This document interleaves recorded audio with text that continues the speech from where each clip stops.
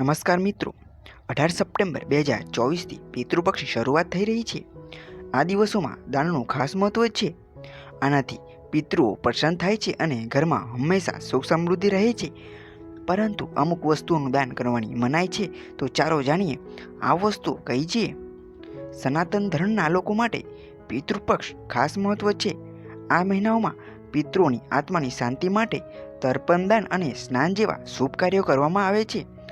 વૈદિક કેલેન્ડર અનુસાર દર વર્ષે ભાદરવા મહિનાના પૂર્ણિમાના દિવસથી પિતૃપક્ષની શરૂઆત થાય છે. આ વર્ષે 17 સપ્ટેમ્બર 2024ના રોજ પિતૃપક્ષ શરૂઆત થશે અને 2 ઓક્ટોબર 2024ના રોજ પિતૃપક્ષ અમાસના દિવસે સમાપ્ત થશે. આ સમયગાળા દરમિયાન જે લોકો સંપૂર્ણ ભાવ સાથે તેમના પૂર્વજોની પ્રાર્થના કરે છે, તેમના પરિવારમાં ક્યારેય ધનની કમી નથી હોતી.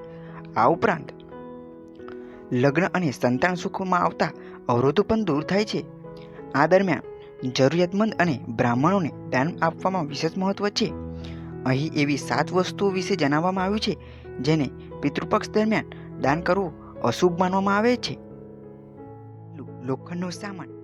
શ્રાદ્ધની પૂજા બાદ જો તમે બ્રાહ્મણો કે જરૂરિયાતમંદોને દાનમાં વાસણ આપી રહ્યા છો, તો તેને લોખંડના વાસણ દાનમાં ન આપશો.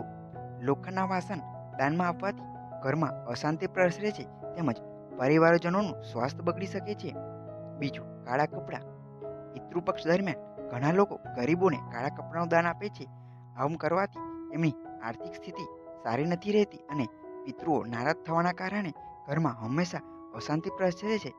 ત્રીજું, એઠું ભોજન. વાસ્તુશાસ્ત્ર અનુસાર ગરીબોને પિતૃપક્ષ ક્યારેય એઠું ભોજન દાન ન આપવું. આવું કરવાથી પૂર્વજો નારાજ થાય છે અને ઘરમાં દરિદ્રતા આવે છે. ચોથું, પહેરેલા કપડાં. સામાન્ય રીતે લોકો પહેરેલા કપડાં કે ફાટેલા કપડાં દાન દે છે, પરંતુ શ્રાદ્ધ પક્ષ દરમિયાન પહેરેલા કપડાનું દાન કરવાથી તમને પાપ લાગી શકે છે તેમજ પિતૃઓ ગુસ્સાથી તમારા આર્થિક તંગીનો સામનો કરવો પડી શકે છે. પાંચમું, અણીદાર વસ્તુઓ. શાસ્ત્રો અનુસાર જે લોકો ચપ્પુ, સોય, કાતર દાન કરે છે તે ઘરમાં હંમેશા ક્લેશ વાતાવરણ રહે છે, સાથે જ આર્થિક સ્થિતિ પણ નબળી રહે છે. છઠ્ઠું, પ્લાસ્ટિકની વસ્તુઓ.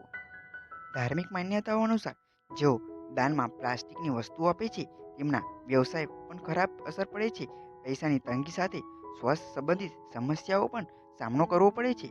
સાતમું, શાસ્ત્રો અનુસાર પિતૃપક્ષ દરમિયાન જે લોકો તેલનું દાન કરે છે તેમના ઘરે ક્યારેય શાંતિ વાસ નથી રહેતી.